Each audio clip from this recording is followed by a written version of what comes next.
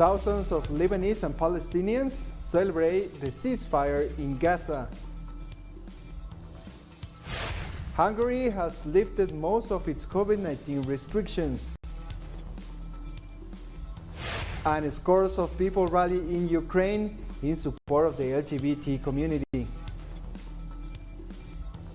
Hello and welcome to teleSUR. I'm Jose Daniel Lopez in Quito, Ecuador, and this is from the south.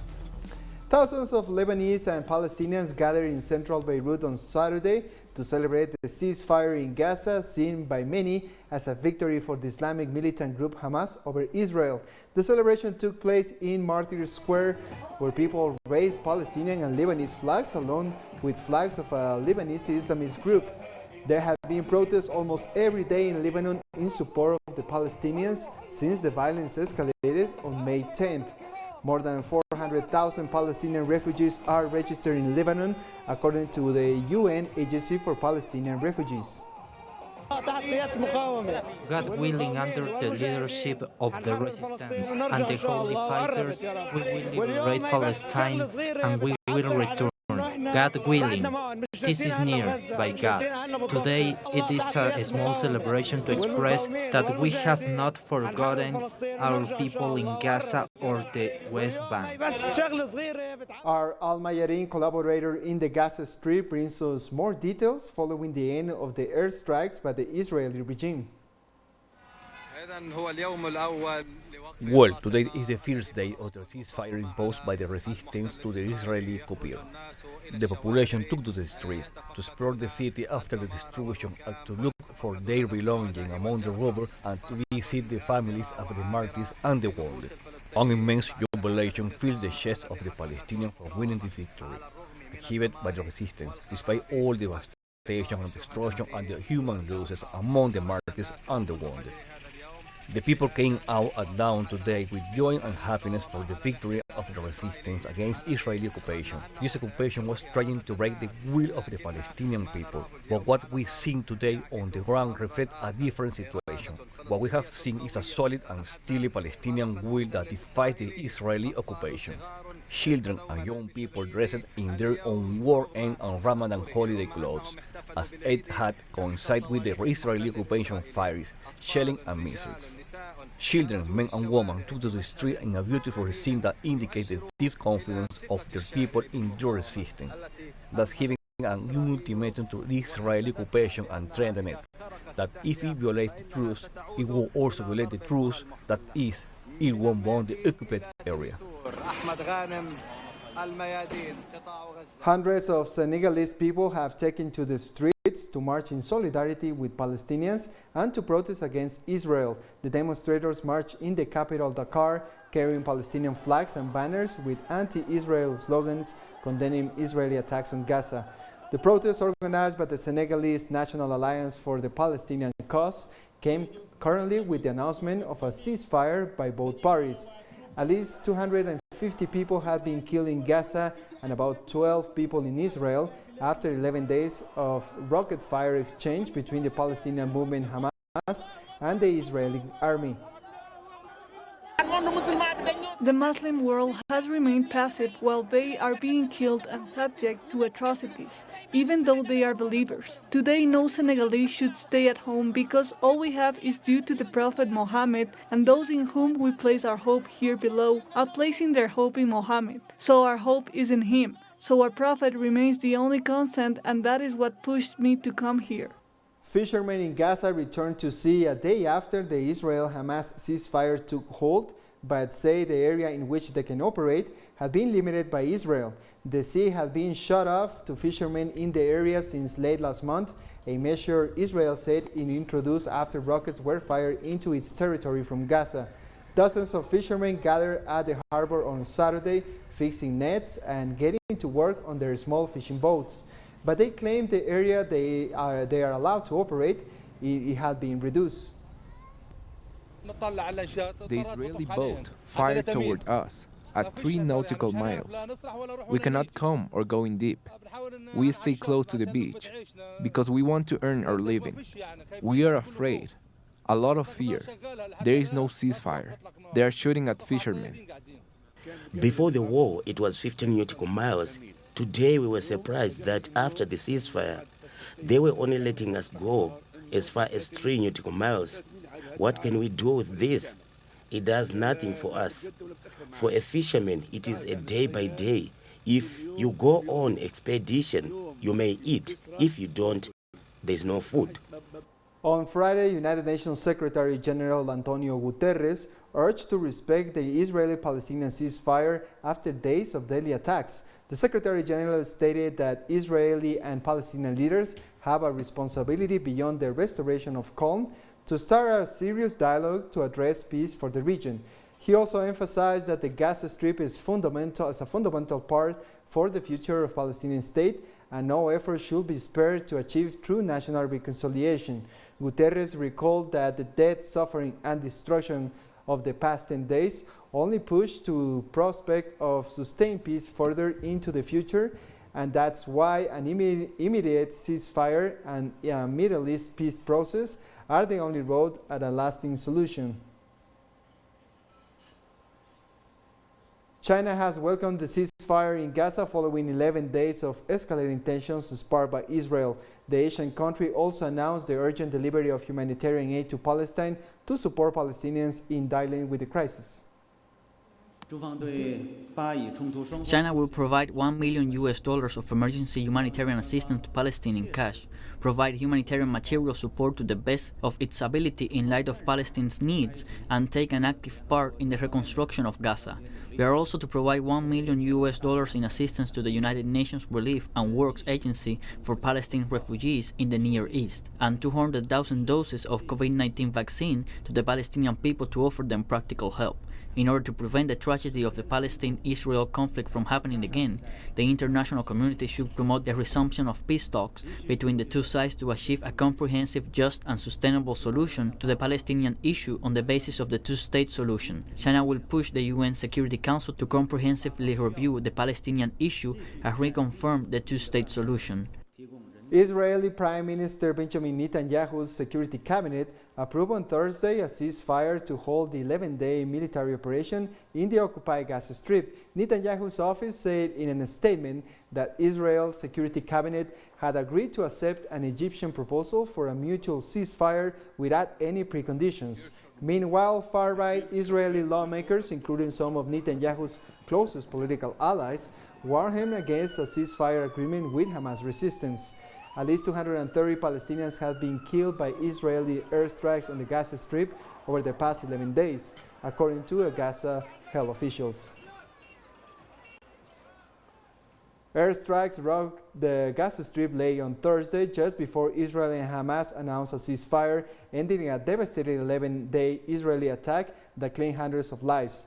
A surveillance camera in the native Hazara in Israel, close to the border with the occupied Palestinian territory, recorded several explosions lighting up the night sky. The Israeli army did not immediately specify what was being targeted in the area, from where it claimed that rockets were fired by the Palestinian resistance movement. We have more news after the break. Stay with us.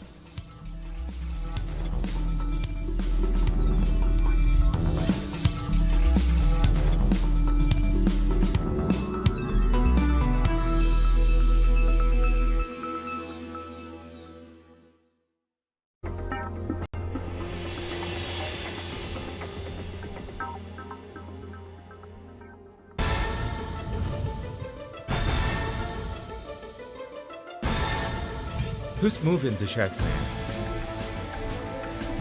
What interests and motivate the actors behind each event? The board is deployed there. Critical Move investigates every event from Monday to Friday. Only on teleSUR. Follow the most important global events through a comprehensive perspective. With a team of journalists in 25 locations around the world to convey our people's reality. From the South. Weekdays. Only on teleSUR.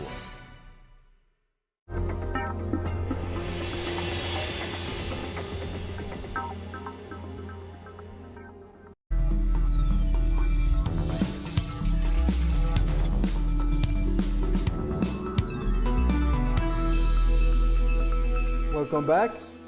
Candidates running for seats in the Algerian parliament kick off their campaigning this week for next month's legislative elections. Campaigning to choose new lawmakers began on Thursday for the many hopefuls. There are over 1,400 candidates lists, with some 600 representing political parties and just over 800 made up of independent candidates, including young people and women. There have been changes and upheaval inside the structure of power itself, but also in everything that accompanies and signs the root of the game and renew it. It is a matter of revealing something new. So, this campaign there could be the first step of a change wanted, desired by the Algerians, so that we will a system that meets the standards of the rule of law. The Supreme Eurasian Economic Council has met on a video conference to strengthen its integration process. Presidents of Russia, Belarus, Kazakhstan, Kyrgyzstan, and the acting Prime Minister of Armenia participated in the meeting, as well as the heads of state of Uzbekistan and Cuba, as observers states of the Eurasian Economic Union. The meeting will approve the main guidelines of the macroeconomic policies of the member countries for the period of 2021 to 2022 and will evaluate the progress of the efforts to eliminate the obstacles found in the bloc's domestic market during 2020. Decisions will also be made to boost the efficiency of the single market for services, increasing the level of essential medicines productions, and unifying legislation in the agricultural sector. Cuban President Miguel Díaz-Canel has highlighted the strong ties of friendship and cooperation that connects the Caribbean nation with member countries of the Eurasian Economic Union. We hereby express our willingness to establish an effective cooperation with the member states of the Eurasian Economic Union, based on the exchange of experiences between the experts of our countries, medical cooperation, and collaboration with our vaccine candidates. We also declare ourselves ready to begin the process of inclusion in the common market for medicines, devices, and medical technology, whose creation is established by a treaty of the Eurasian Economic Union. In Spain, authorities have announced that all vaccinated travelers will be allowed to visit the country from June 7th, as the European nation aims to revive its tourism industry. Travelers will only have to scan their QR code on a radar, and they will no longer have to wait at checkpoints. So we'll facilitate mobility, which is the ultimate goal. I think we are able to recover the gross domestic product that we have before the appearance of COVID-19, just 3 years since the beginning of the crisis. This is very important because it took us 8 years to recover from the financial crisis of 2008. 3 years compared to 8 years. I believe that it's also proof of the response capacity that the European Union has had to face this economy, social and health calamity that we are going through. Italian political parties and citizen groups have marched through the streets of Rome to demand changes in global healthcare. It came as G20 leaders got together for a virtual summit to work on a plan for health issues in the post-COVID-19 area, while Italian Prime Minister Mario Draghi and EU Commission President Ursula von der Leyen hosted a conference together in Rome to discuss vaccine distribution, patent sharing, and pandemic preparedness. Organizers said they were calling for a radical transformation of health policy to stop the commercialization of health. We are demonstrating today in Rome to tell the European Union, to Ursula von der Leyen, and also the Italian government that vaccine must be free from patents. We must administer vaccines to all the people on the planet and not only the interests of multinational companies. Ursula von der Leyen is already bound by a motion voted by the European Parliament, and yet the European Commission is still defending Big Pharma. So we are here protesting against a G20 that not only does not stand up for the Palestinian people, but does not stand up for the health of all humanity. Scores of people rallied in Ukraine on Saturday in support of the transgender and LGBT community. Crowds gathered in the capital Kyiv, waving flags and chanting as they called on the government to change legislation they see as discriminatory. In 2019, the World Health Organization accepted new measures which gave greater rights to those wishing to change their gender registered at birth and no longer class the decision as a mental health or behavioral disorder. The Ukraine Health Ministry has not accepted these measures yet.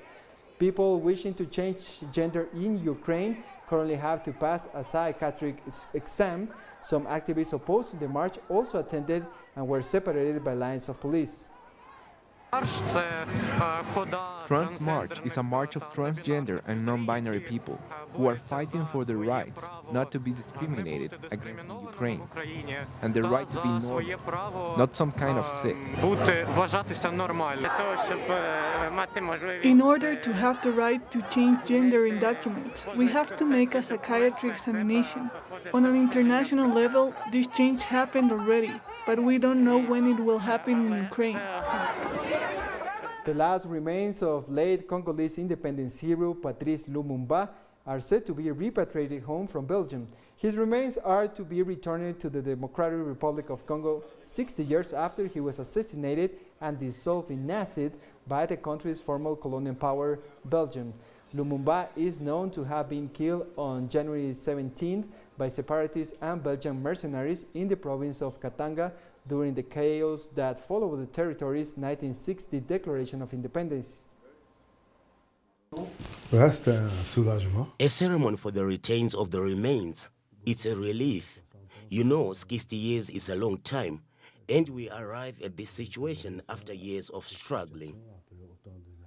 We are not asking for an apology. We are asking for justice. We ask that justice be done. We ask, like any family of a murder victim, that justice be done, that the investigation be carried out, that the culprits be punished, and that there be reparation. That is all we ask. We'll have more news in a minute. Join us again after this.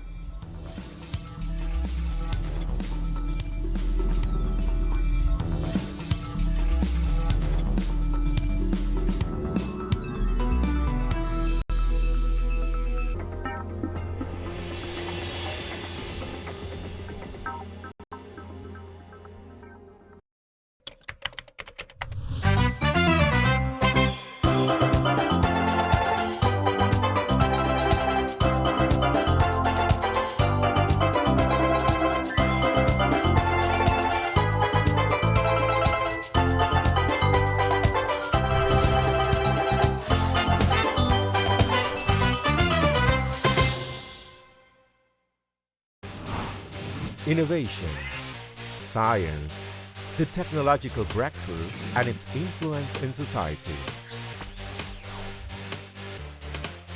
Viajeros del saber, el futuro está aquí. Atomy. Monday, only on teleSUR.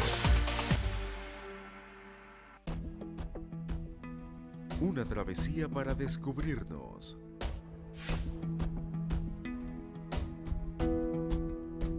Buscamos conexiones perdidas. No nos queda otra que luchar, porque no tenemos nada que perder. Realmente es por todos. Recorremos el mundo con Reportajes teleSUR.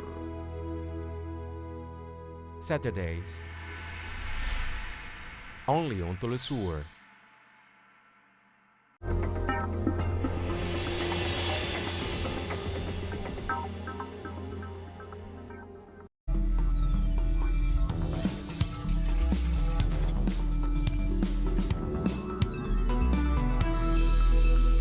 Welcome back. Hungary's government has lifted several COVID-19 restrictions on Saturday as it announced that 5 million people had received at least one vaccine dose. Face masks will no longer be mandatory in public areas, an overnight curfew will be lifted, and restrictions on the opening hours of shops will be removed. Group sports will be permitted in public areas as well as private events of up to 50 people. Open-air events of up to 500 people will also be allowed.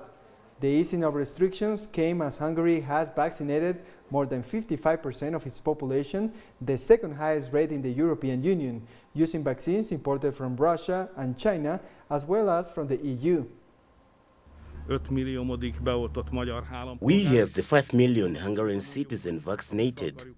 We have been saying for months that we want to get back to our normal health lives. Vaccination is the only way to fight successfully against this virus. The goal has now been achieved. I thank all those who worked on this and those who got vaccinated. I urge those who have not yet got vaccinated to register. The Coronavirus Task Force has decided that we don't have to wear masks in open area spaces or on the streets anymore. That means we can say goodbye to our masks. Thai authorities have started a campaign to vaccinate inmates in the country's overcrowded prisons in Bangkok after registering a high rate of COVID-19 infections. Thailand's Department of Correctional Services has reported that almost half of the inmates have tested positive for the coronavirus. Thai prisons are among the most overcrowded in the world, with more than 300,000 people detained, as the Asian country is battling to contain a third wave of the COVID-19 and has recorded more than 100,000 new infections in less than 2 months. Nepalese hospitals have run out of supplies as the country struggles to contain the second wave of the COVID-19 pandemic. The country's Ministry of Health has reported that most of the country's health facilities have been hit by a shortage of beds, bottled oxygen, and medical supplies, causing COVID-19 infected people to isolate at home in case of mild symptoms. Nepal is also running low on vaccines following an export ban on jabs introduced last month by India. They told me that the oxygen level was low and asked me to manage a bed somewhere else because the hospital was packed. I tried many places and found one in the premises of this hospital. Only one bed was vacant. When we arrived here, we were quickly lucky to get this bed.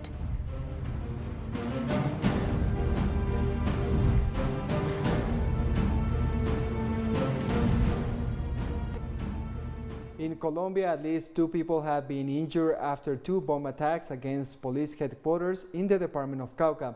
Local authorities indicated that unidentified individuals threw an explosive object at the police station in the municipality of Miranda in the department of Cauca.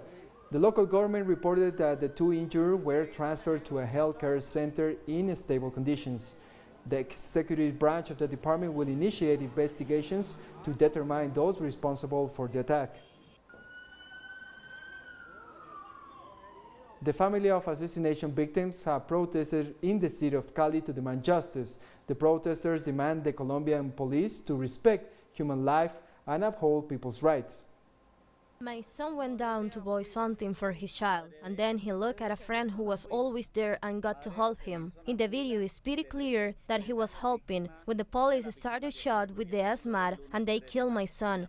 But I asked for justice because he was a working boy. He was always working to be able to have money, so that my son would be killed that way is not possible. I asked for justice.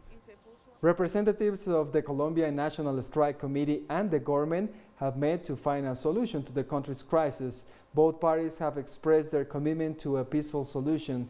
Despite the good results from the meeting, representatives from the National Strike Committee, however, announced plans for nationwide demonstrations scheduled for next week. The United Nations mission in Colombia has stated that efforts to facilitate a dialogue between the government and the National Strike Committee to find a solution to the crisis in the country are set to continue. According to the UN mission, an equal and fair dialogue is key to advance in the negotiations. The UN stressed that non-violence, respect for human rights, and channels for dialogue should be guidelines for the management of the current situation. Meanwhile, protests continue against the policies of the government of Iván Duque and have taken various forms from the traditional demonstrations to artistic expressions. Protesters will continue to denounce violence, the implementation of the peace agreement, dismantling of the mobile anti-riot squad, resignation of several government officials, and a police reform, among other issues. And we come to the end of this news brief. You can find this and many other stories, as always, in our website at telesurenglish.net. And join us on social media, Facebook, Twitter, and Instagram. For For TeleSUR English, I'm Jose Daniel Lopez. Thank you for watching.